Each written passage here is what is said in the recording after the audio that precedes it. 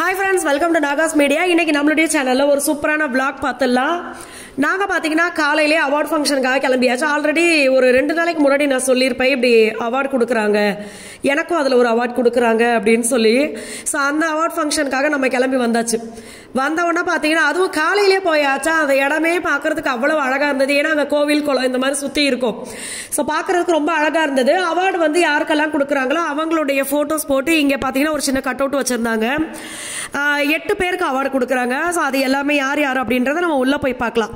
இந்த திருமண மண்டபத்தில் தான் அவங்க வந்து அவார்ட் ஃபங்க்ஷனே வச்சுருந்தாங்க. அதே மாதிரி உள்ளே பார்த்தீங்கன்னா நிறைய பேர் ஸ்டால் போட்டிருந்தாங்க. ரொம்ப சூப்பராக இருந்துச்சு. போன உடனே பார்த்தீங்கன்னா இந்த விஷயத்தெல்லாம் நான் பார்க்கறதுக்கு ஆரம்பிச்சிட்டேன். அதுக்கப்புறமா சரி நம்ம வந்து இந்த ஃபங்க்ஷன் முடிச்சுட்டு அதுக்கப்புறமா பார்க்கலாம் அப்படின்னு சொல்லி இந்த ஃபங்க்ஷனில் பார்த்தீங்கன்னா 3 விஷயம். ஒன்று வந்து குழந்தைங்க கதை சொல்கிறது, அதுதான் மெயின் ஃபங்க்ஷனே பார்த்தீங்கன்னா. அதுதான் குழந்தைங்க வந்து 110 குழந்தைங்க இன்னைக்கு கதை சொல்கிறாங்க.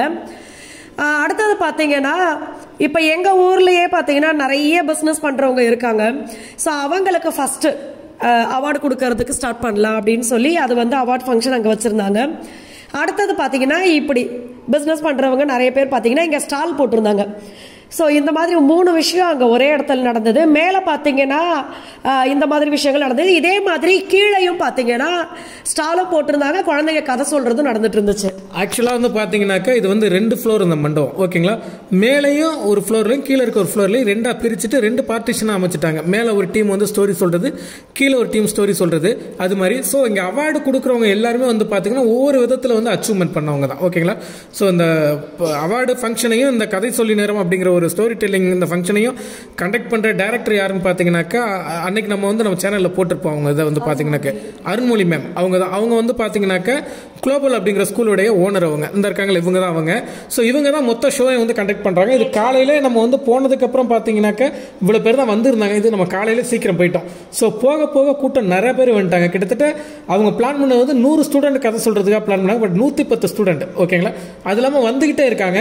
இந்த ஸ்டால் வந்து பார்த்தீங்கன்னா மேலே மட்டும் இல்லாமல் கீழே போட்டிருக்காங்க. நிஜமாவே வந்து ரொம்ப ஹாப்பி. ஏன்னா நம்ம ஊரை சுற்றி இருக்கவங்க எல்லாருமே வந்து பார்த்தீங்கன்னா ஒவ்வொரு விதத்தில் வந்து சாதிச்சுக்கிட்டு இருக்காங்க, ஓகேங்களா. நம்ம சும்மா வந்து வீட்டுக்கு பாரமாக திண்டமாக சாப்பிட்டுட்டு கிடக்கக்கூடாது அப்படிங்கிறதுக்காக அவங்களுக்கு முடிஞ்ச ஒரு சில நல்ல விஷயங்களை செஞ்சு மக்களுக்கு வந்து கொடுக்கும்போது ஒரு பெருமையான விஷயமா தானே இருக்கு. அதே மாதிரி புக்ஸ், நான் நினச்ச புக்ஸ் எல்லாமே வந்து பார்த்தீங்கன்னாக்கா அங்கே நிறையா இருந்தது. குழந்தைங்களுக்கு நம்ம என்ன புக் எதிர்பார்க்குறோமோ அந்த மாதிரி புக்ஸ் எல்லாமே இருந்தது. நான் சாயங்காலம் ஒரு டைம் நான் போகணும். ஏன்னா யார் கதை சொல்லிட்டு அவார்டு வாங்குறாங்க, அந்த ட்ராஃபியெல்லாம் வாங்குறாங்கன்னு சொல்லி நான் வீடியோ கண்டிப்பாக நான் எடுத்துட்டு இன்னொரு வீடியோவில் நான் உங்களுக்கு கண்டிப்பாக போடுறது, ஓகேங்களா. ஸோ அந்தளவுக்கு சூப்பராக இருந்தது. நம்ம ஃபஸ்ட் எடுத்துனா அவங்க அவார்ட் ஃபங்க்ஷனை வந்து கண்டக்ட் பண்ணிட்டாங்க. எல்லாருக்கும் அவார்டு கொடுத்துட்டாங்க. கொடுத்ததுக்கப்புறம் ஸ்டோரி டெல்லிங் ஸ்டார்ட் பண்ணாங்க. நின்று கேட்டேன் கதை சொல்கிறத. ரொம்ப சூப்பராக ஒரு குழந்தைங்களும் நல்ல ஆக்டிங்கோட சூப்பராக கதையெல்லாம் சொன்னாங்க. நல்லா இருந்தது, ஓகேங்களா. ஸோ இது வந்து இந்த மாதிரி விஷயங்கள்லாம் வந்து பார்த்தீங்கன்னா நம்ம ஸ்கூல் வைஸ் தான் நம்ம போயிருக்கோம்.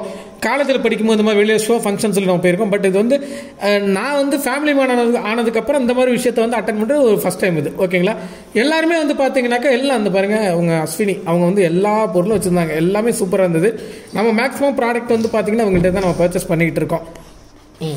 அடுத்து பார்த்தீங்கன்னா இன்னைக்கு ஒரு சம்பவம் நடந்துச்சு. ஏற்கனவே பார்த்தீங்கன்னா நம்ம வந்து ட்ரெஸ் எடுத்தோம். அன்னைக்கு அவார்ட் ஃபங்க்ஷனுக்கு போட்டுக்கிறதுக்காக மகி எனக்கு இந்த ட்ரெஸ்ஸை செலக்ட் பண்ணி கொடுத்துருக்காரு அப்படின்னு சொல்லியிருந்தேன். நேற்று நைட்டு பார்த்தீங்கன்னா அவர் வந்து எனக்கு நல்லது செய்ய தான் விருப்பப்பட்டு பண்ணாரு. அந்த ட்ரெஸ்ஸை எடுத்து மச்சா காலையில் போடுறதுக்கு இப்போ எடுத்து வச்சிடுறேன் அப்படின்னு சொல்லியிருந்தேன். மகி சொன்னார் அயன் பண்ணி கொடுக்குறேன்ப்பா அப்படின்னாரு. அப்பயே எனக்கு ஒரு மனசு பார்த்தீங்கன்னா அயன்லாம் பண்ண வேணாண்டா விடுறா அப்படின்னா, நீ நல்ல ட்ரெஸ்ஸை அயன் பண்ணி தர, அதெல்லாம் நீ சூப்பராக போட்டுக்கணும் அப்படின்னாரு. காலையில் பார்த்தீங்கன்னா இவர் மாடியிலேருந்து கீழே வர்றதுக்குள்ளேயே நான் ட்ரெஸ்ஸை போட்டு ரெடி ஆகிட்டேன். வந்தவர் திருப்பி ட்ரெஸ்ஸை கழட்டி கொடு, நான் அயன் பண்ணி தான் கொடுப்பேன், நீ அயன் பண்ணி தான் போடணும் அப்படின்னு சொல்லி எனக்கு பார்த்தீங்கன்னா கொடுக்கும் போதே உள்ள தெரியும் அது என்ன நடக்கும்ட்டு. நான் மைண்ட் செட்டுக்கு வந்துட்டேன். இந்த ட்ரெஸ்ஸில் எது ஆனாலும் சரி இன்னைக்கு நம்ம திட்டக்கூடாது மகியை, ஏன்னா அவர் நம்மளுக்கு நல்லது தானே பண்ணுறாரு அப்படின்னு சொல்லி. ஆனால் சொன்னாலும் கேட்க மாட்டார். நேற்றே சொன்னேன் நான், மச்சான் இந்த ட்ரெஸ்ஸோடைய மெட்டீரியல் வேற மாதிரி இருக்குடான்னு. அவர் பரவாயில்ல கூட லைட் ஹீட் வச்சு பண்ணித்தரேன்னாரு.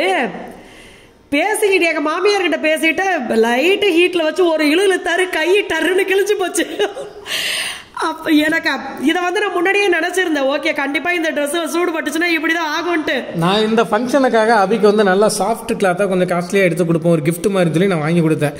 அது வாங்கிட்டு வந்து அயன் பண்ணால் அது என்னமோ வந்து எப்படின்னா அது எப்படி இருக்குன்னு சொல்லவே முடியல. அந்த கிளாத்தோட இது ரொம்ப சாஃப்டாக ஒரு சின்ன கடுதாசு மாதிரி இருக்கு, ஏதோ பிளாஸ்டிக் மாதிரி. இந்த சூடு பட்டவொன்னே பார்த்தீங்கன்னா அப்படியே உருகி போச்சு. சரி ஓகே இது வந்து நம்ம ஃபர்ஸ்டே நினச்சது தானே அப்படின்னு சொல்லி விட்டாச்சு. அதுக்கப்புறமா பார்த்தீங்கன்னா எல்லாருமே சேர்ந்து விளக்கு ஏற்றுறது, ஃபர்ஸ்ட் விளக்கு ஏற்றி துவங்கி வைக்கிறதுக்காக எல்லாருமே அங்கே விளக்கு ஏற்றிருந்தாங்க. ஆமாம், அந்த ஷோ வந்து இவங்க ஸ்டார்ட் பண்ணுறதுக்கு முன்னாடி வந்து பார்த்தீங்கன்னா அந்த அவார்டு கொடுக்குறதுக்கு பொருத்தமான ஆள் யார் அப்படின்னு கேட்கும்போது இந்த ஒயிட் கலர் சாரி கட்டி நிற்கிறாங்களா, ரொம்ப பவியமாக கையை கட்டிட்டு, அவங்க தான் வந்து பார்த்தீங்கன்னா அஸ்வினி எங்கள் ஃப்ரெண்டு. அவங்க சொன்னாங்க நீங்கள் வந்து நாகாஸ் மீடியா அவங்க ஃபேமிலியை கண்டிப்பாக நீங்கள் இன்வைட் பண்ணுங்கள், அவங்க வந்து இது தகுதியானவங்களாக இருப்பாங்க அப்படின்னு சொல்லும்போது எங்களுக்கு ரொம்ப ஹாப்பி. அவங்களுக்கு வந்து ரொம்ப நான் தேங்க்ஸ் பண்ணுறேன் அஸ்வினிக்கு. ஏன்னா அவங்க வந்து டக்குன்னு அவங்களுக்கு ஃப்ரெண்ட்ஸ் சர்க்குலேஷன் நிறைய பேர் இருக்காங்க, அவங்களும் நல்லா பெரிய பிஸ்னஸ் மேன் தான், அவங்களுக்கு தெரியாத ஆட்களே கிடையாது.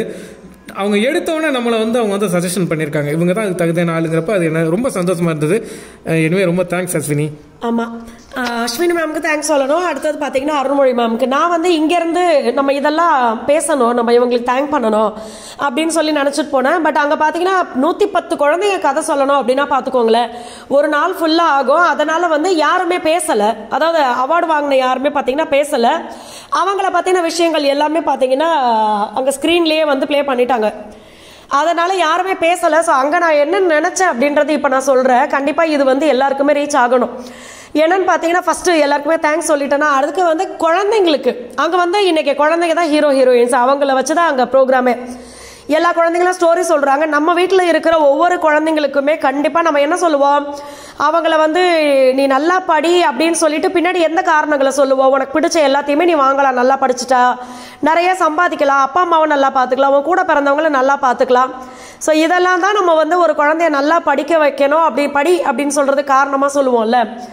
பட் இது கூட சேர்ந்து கண்டிப்பாக ஒரு 2 விஷயத்தை அந்த குழந்தைங்களுக்கு சொல்லணும். ஒன்று பார்த்தீங்கன்னா 1000 நாளும் சரி, லட்சம் நாளும் சரி, கோடிக்கணக்கில் சம்பாதிச்சாலும் சரி, உன்னால் முடிஞ்சதை 4 பேருக்கு உதவி பண்ணு, யாருக்கு உதவி தேவையோ அவங்களுக்கு கண்டிப்பாக நீ உதவி பண்ணு அப்படின்றத குழந்தைங்களுக்கு இப்போத்துலேருந்தே சொல்லிக் கொடுங்க. இப்போ பாப்பாலாம் பார்த்தீங்கன்னா கொஞ்சம் கொஞ்சம் சும்மா நாங்கள் கொடுக்குற சில்லற காசெல்லாம் சேர்த்து வைப்பா. ஆனால் வெளியில் வரும்போது எங்கள் கூட வரும்போது காசு எடுத்துகிட்டு வருவா ஒரு குட்டி பையில். யாராவது பாட்டிமா தாத்தா இவங்களை பார்த்தா அவள் காசு கொடுத்துருவா. ஏன்னா பாப்பாவுக்கு தம்பிக்கு நாங்கள் இப்போத்துலேருந்தே சொல்கிறோம். தம்பி பார்த்தீங்கன்னா ரீசெண்டாக நாங்கள் வந்து 2 வாட்டி ஒரு சின்ன கடை இப்போ தான் ஆரம்பிச்சிருக்காங்க, அந்த ஹோட்டலில் நாங்கள் சாப்பிட்ற மாதிரி இருந்தது. தம்பி அந்த பாட்டிமாவை கூப்பிட்டு சொல்லிவிட்டு வரான், பாட்டி நான் பெரிய பையன் ஆனதுக்கப்புறம் உங்களுக்கு ஒரு கடையை கட்டி கொடுக்குறேன் அப்படின்னு சொல்லி. அப்போ எங்கள் குழந்தைங்களுக்கு வந்து நாங்கள் இப்போத்துலேருந்தே 4 பேருக்கு உதவி பண்ணணும் கண்டிப்பாக அப்படின்றத பதிய வச்சுட்டோம். அவங்க புரிஞ்சுக்கிட்டாங்க. இன்னும் அவங்களுக்கு நாங்கள் சொல்ல வேண்டியதே தேவையில்லைன்ற மாதிரி இருந்துச்சு. அந்த அளவுக்கு குழந்தைங்க 2 பேருமே வந்துட்டாங்க. ஸோ கண்டிப்பாக தேவைப்படுறவங்களுக்கு உதவி பண்ணுங்க அப்படின்றத குழந்தைங்களுக்கு சொல்லி வைக்கணும்.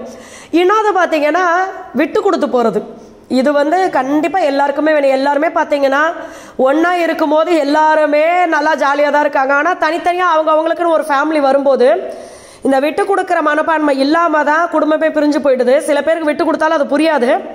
பட் என்னன்னா சின்ன வயசுலேருந்தே குழந்தைங்களுக்கு வந்து இந்த விட்டு கொடுக்குற மனப்பான்மையை நம்ம வளர்த்து விட்டோம் அப்படின்னா அது ரொம்ப நல்லது. இந்த 2 குணமும் அவங்கள வந்து நீங்கள் நினச்சி பார்க்காத ஒரு உயரத்துக்கு வந்து கொண்டு போகும் அப்படின்ற மாதிரி எனக்கு தோணும். ஸோ அதனால் எங்கள் பிள்ளைங்களுக்கு நாங்கள் சொல்லி வளர்க்குறோம். உங்களுக்கு இது ஓகே நல்லதுன்னு பட்டுச்சுன்னா நீங்கள் பண்ணுங்கள். அதே மாதிரி அவார்டு வாங்குறவங்க ஒவ்வொருத்தவங்களும் அவங்களுடைய சாதனைகளை வந்து ஒரு ஏவியாக வந்து அவங்க வந்து ரெடி பண்ணி போட்டிருந்தாங்க. நிஜமே அதெல்லாம் பார்க்கும்போது சூப்பராக இருந்தது. அவங்க ஆரம்ப காலகட்டத்திலேருந்து இப்போ ஸ்டில் என்ன பண்ணிக்கிட்டு இருக்காங்க அப்படிங்கிற வரைக்கும் அவங்கள பற்றின ஏவி வந்து அங்கே பின்னாடி வந்து ப்ரொஜெக்ஷன் ஆனது. அதுக்கப்புறம் ஒருத்தருக்கு அவார்டு கொடுத்தாங்க. ஆமாம், இந்த ஏவிக்கு பின்னாடி பார்த்தீங்கன்னா எல்லாருக்குமே வாய்ஸ் கொடுத்தது வந்து மகிதா. ஃபர்ஸ்ட் எனக்கு வாய்ஸ் கொடுத்து அவங்களுக்கு அனுப்பி விட்டார் வீடியோ. அதுக்கப்புறமா அவங்க அருள்மொழி மேம்க்கு பார்த்தீங்கன்னா அந்த பேசின தோரணை அந்த மாடுலேஷன்லாம் மகியோடது போல்டா இருக்கு வாய்ஸ், இதெல்லாம் பிடிச்சி எல்லாருக்குமே நீங்களே பேசுங்க அப்படின்னு சொல்லி அவங்க எல்லாருடைய வீடியோ அனுப்பிச்சு விட்டுருந்தாங்க. கண்டென்ட் அவங்க கொடுத்துட்டாங்க. ஆமா, கண்டென்ட் அவங்களே கொடுத்துட்டாங்க. ஆனா அந்த வாய்ஸை வந்து எல்லாருக்கும் பின்னாடி மகி வாய்ஸ் கேட்கறதுக்கு எனக்கு ரொம்ப ரொம்ப சந்தோஷமா இருந்ததாங்க. தன் சொந்த உழைப்பால் இமயம் தொட்ட பெண்மணி, உதவி என கேட்பவருக்கு யோசிக்காமல் அள்ளி கொடுக்கும் மனம், லைட் கேமரா ஆக்சன் என 10 வருடமாக ஒரு சக்சஸ்ஃபுல் ஹீரோயினாக வலம் வந்தவர். தன் அசாத்திய நடிப்பால் சிறந்த நடிகைக்கான பல விருதுகளை வென்றவர். தன் காதல் கணவரோடு கிராமத்தில் வந்து தஞ்சம் புகுந்தவர். செழிப்பான வாழ்க்கையை விட்டுவிட்டு வெறும் 9 கட்டப்பையோடு தன் வாழ்க்கையை துவங்கியவர். சினிமாவையும் சென்னையையும் விட்டுவிட்டு கிராமத்து வாழ்க்கையை ஏற்ற போது கிண்டல் கேள்விகளுக்கு ஆளானவர். தன்னை கிண்டலும் கேலியும் செய்பவர்களை தனக்கான வெற்றியின் படிக்கட்டுகளாக மட்டுமே மாற்றி காட்டியவர். எண்ணற்ற சறுக்களும் கேலிகளும் வரும்பொழுது சிறிதும் மனம் தளராமல் தன் வெற்றியின் இலக்கை மட்டுமே நோக்கி ஓடி வெற்றி கண்டவர். தன் இயற்கையின் மீதுள்ள அதிக காதலினால் நாகாஸ் ஒன்லி நேச்சுரல் என்ற நிறுவனத்தை நிறுவி தான் உருவாக்கிய பொருட்களை இந்தியா மட்டுமல்ல வெளிநாடுகளுக்கும் ஏற்றுமதி செய்து வெற்றி கண்டவர். முடியாது என்ற சொல்லை அகராதியில் இருந்து ஒழித்து முயற்சி திருவினையாக்கும் என்று சாதித்து காட்டியவர். இவரெல்லாம் எங்கு உருப்படப் போகிறார் என்று கூறியவர் வாயாலே இருந்தாலும் வாழ்ந்தாலும் இவர்கள் போல் இருக்க வேண்டும் என மனதார சொல்ல வைத்தவர். தான் சம்பாதித்த பணத்தில் தான் மட்டும் நல்லா இருந்தால் போதுமா, மற்றவரும் நலமோடு இருக்க வேண்டும் என்ற நற்சிந்தனையில் கல்வி உதவி, ஆசிரமம், முதியோர் இல்லம் என தன்னால் முடிந்த உதவிகளை செய்து அனைவரின் மனதிலும் நீங்கா இடம் பிடித்து இன்று ஒரு சாதனை பெண்மணியாய் வளர்ந்து நிற்கும் திருமதி நாகலட்சுமி மகேஷ் அவர்களுக்கு இந்த விருதை வழங்குவதில் பெருமை கொள்கிறோம். இந்த வாய்ஸ் எப்படி இருக்கு அப்படின்னு சொல்லுங்க. இதுக்கப்புறமா பார்த்தீங்கன்னா எனக்கு அவார்டு கொடுத்துருந்தாங்க. எனக்கு ரொம்ப ஹாப்பியாக இருந்துச்சு. நான் ஃபர்ஸ்ட் யோசிச்சேன், இப்போ என்னுடைய ஒவ்வொரு இதுக்கும் பார்த்தீங்கன்னா ஒவ்வொரு வெற்றிக்கு பின்னாடி மகி இருப்பாங்க. ஏன்னா ஃபர்ஸ்ட் கல்யாணத்துக்கு முன்னாடி எல்லாம் பார்த்தீங்கன்னா அது வந்து வேற லைஃப். அதே மாதிரி இன்னொன்று நான் அங்கேயே சொல்லணும்னு நினச்சது பார்த்தீங்கன்னா எல்லாத்தையும் வீடியோவில் சொல்கிறேன். இப்போ நான் சினி ஃபீல்ட்லேயும் சீரியல்லையும் ஆக்ட் பண்ணும்போது பார்த்தீங்கன்னா நிறைய அவார்டு எனக்கு கிடச்சிருக்கு. பட் அது எல்லாமே பார்த்தீங்கன்னா நடிப்புக்கு கிடச்சது. ஆனால் இப்போ கிடைச்ச அவார்டு தான் பார்த்தீங்கன்னா அந்த ஒரிஜினலுக்கு உண்மைக்கு கிடைச்ச அவார்டு இது. ஸோ அதனால் எனக்கு இது ரொம்ப ஹாப்பியாக இருந்துச்சு. ஏன்னா நம்ம பண்ணுற பிஸ்னஸ்க்கும் இப்போ நம்மளுடைய இது என்னவோ அதுக்காக கிடைச்ச ஒரு வெற்றி தான் எனக்கு இது. ஸோ அதனால் கண்டிப்பாக நம்மளுடைய நாகாஸ் மீடியா சப்ஸ்கிரைபர் ஃப்ரெண்ட்ஸ், அப்புறம் பார்த்தீங்கன்னா நாகாஸ் ஒன்லி நேச்சுரல் டீமில், அதே மாதிரி எங்ககிட்ட ப்ராடக்ட் ஆர்டர் கொடுக்குறவங்க எல்லாருக்குமே நான் ரொம்ப ரொம்ப நன்றி சொல்லிக்கிறேன். இந்த நாளே பார்த்தீங்கன்னா எங்களுக்கு ரொம்ப சூப்பராக சந்தோஷமாக இருந்துச்சு. அதனால் எல்லா ஃப்ரெண்ட்ஸ்க்குமே ரொம்ப ரொம்ப நன்றி. அதுக்கப்புறமா பார்த்தீங்கன்னா அங்கே இருக்கிற விஷயங்கள் எல்லாமே அந்த ஸ்டாலில் என்னென்ன இருந்துச்சு அது எல்லாமே எனக்கு ரொம்ப ஆர்வமாக இருந்துச்சு பார்க்குறதுக்கு.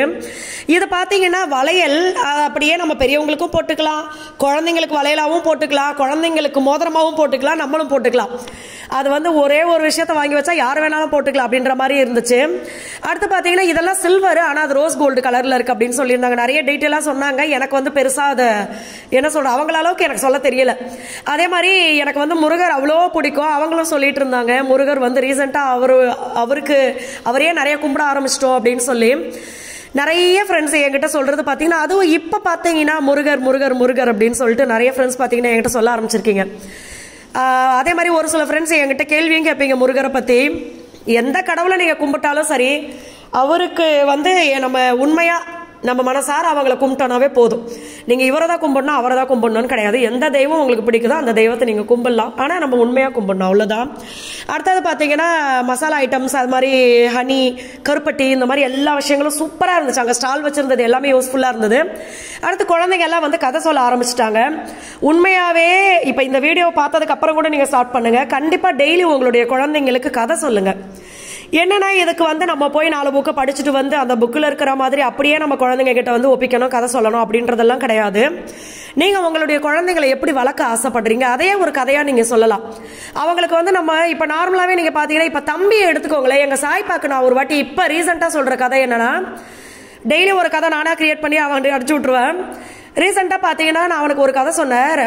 அதாவது 2 குழந்தைங்க, சின்ன வயசுலேருந்து ஒரு குழந்தை வந்து காய்கறி, கீரை, பழங்கள் சாப்பிடாம வந்த ஒரு குழந்தையும், அம்மா அப்பா சொல் பேச்சு காய்கறி, கீரை, பழங்கள் இதெல்லாம் சாப்பிட்டு வளர்ந்த ஒரு குழந்தை. ஸோ இந்த மாதிரி 2 குழந்தைங்களை கம்பேர் பண்ணி அம்மா அப்பா சொல் பேச்சு கேட்டு காய்கறி, கீரை, பழம்லாம் சாப்பிட்ட குழந்தை வந்து பெரிய டாக்டர் ஆயிட்டாங்க.